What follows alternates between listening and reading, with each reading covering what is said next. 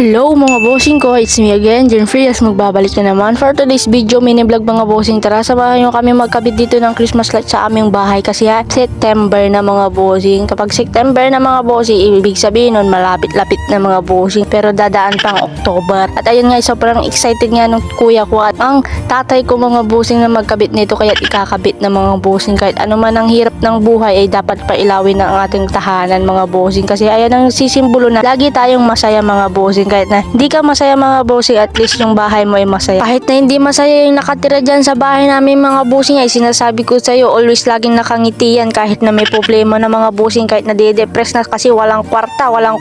Charot, hindi ganun mga bossing. Pero alam ko mga bossing, lahat tayo ay kailangan ng pera, pero mas kailangan ko yung pagmamahal mo ngayon. Pero sabi ng iba, hindi sa lahat pera ang magpapasaya sa'yo mga bossing. Yung iba, pagmamahal lang ang hinahanap nila at yung totoong magmamahal sa kanya. Sumugod na naman si Pogi nyo. At dito na nga mga bossing, tamang tingin nga lang ako dyan sa kanila kasi nga ako yung tagahawak dyan mga bossing. Tamang tagahawak lang ako dyan mga bossing para naman hindi mabulbol. Tapos sabi naman nitong dumaan sa amin ay, akin, Pasko la amo dyan, Pasko la dyan si kayo amo. Sabi niyang ganun mga bossing, Pasko na daw dito sa bahay namin noon, Pasko lang, gano'n hanggang po ni December, sabi namin ganun. Diyos ko, mga bossing, Pilipino naman talaga, advance yan mag-isip mga bossing. At dito mga bossing ay nautusan nga ako magtimpla nga dyan ng kape ng Nescafe, baka naman. Tapos dito na nga mga bossing, tamad akong kumuha ng kutsara, kaya ayan, ginawa ko na lang, pinaikot-ikot ko siya. Tapos dyan, minekos-mekos ko na lang mga bossing, kaya tamad ako magkuha ng kutsara, kaya ayan, mindset ko na lang mga bossing, mindset.